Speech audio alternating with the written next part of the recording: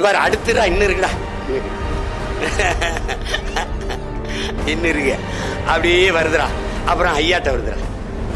தானே தலைவர், தன்மான தலைவர் டாக்டர் கலைஞர் அவர்கிட்ட வருதுடா. ஐயா கருணாநிதி அவர்களை பற்றி கேள்வி. இவர் எத்தனை முறை முதலமைச்சரா இருந்தார்? எத்தனை முறை இருந்து எங்களுக்கு என்னையா எங்களுக்கு என்ன? அதுல இன்னொரு கேள்வி, அருமையான கேள்வி, பேரறிஞர் அண்ணா பற்றி கேள்வி. ஒன்றே குலம் ஒருவனே தேவன் என்ற கொள்கையை முன்வைத்தவர் யார்? நீ தான் சொல்ற யாரா? இப்போ ஒன்றே குலம் ஒருவனே தேவன் என்ற கொள்கையை முன்வைத்தவர் யார் அப்படிங்கிற கேள்வி. யாருங்களா? அண்ணாதுரை அவர்களை பற்றிய கேள்வி. நீ என்ன நினைக்கிற? அண்ணாதுரை அவர்கள் எழுதுனா நீ மார்க் மதிப்பெண் போடுவ. ஆனா உண்மையிலே ஒன்றே குலம் ஒருவனே தேவன்கிற முழக்கத்தை முன்வைத்தவர் நம்ம மூதாதை திருமூலர். அதை எடுத்து இவர் சொல்றாரு. இப்ப நான் திருமூலர் எழுதுனா மார்க் போட மாட்டேன். இந்த தேர்வாணையத்தை ஒரு தடவை தேஞ்ச செருப்பு விளக்கமா இருந்தா எடுத்து வாங்கடா, ஒரு வெளுத்து விட்டுருவோம்டா. வெளுத்து விட்டு அதுலயும் வீடு வாசப்பெருக்குனது வேண்டாம்.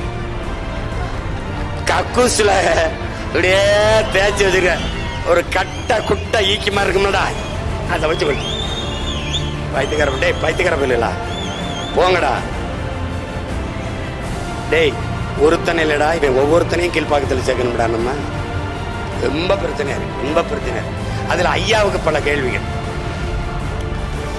ஐயாவுக்கு பல கேள்விகள் என்ன கேட்கிறாங்கன்னா, ஐயா கருணாநிதி அவர் எழுதிய நூல்கள், அவர் எழுதிய கவிதைகள், அவர் எழுதிய கட்டுரைகள், அவர் எழுதிய வசனங்கள்,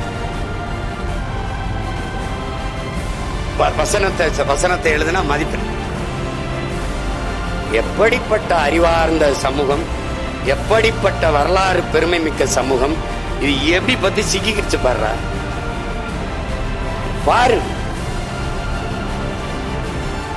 இதுக்கு என்னடா பதில் எழுதுவான் என் பிள்ளை?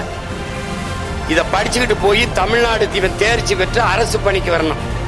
இதெல்லாம் ஒரு கொடுமடா, கால கொடுமடா. நீ உலகத்துல நீ ஒண்ணு கவனிச்சுக்கடா. டேய் உலகத்துல அண்ணன் சொல்றா, உனக்கு என்னை விட்டா உனக்கு நாதி இல்ல, உன்னை விட்டாலும் எனக்கு நாதி இல்ல. இருக என் கைய பிடிச்சுக்கடா.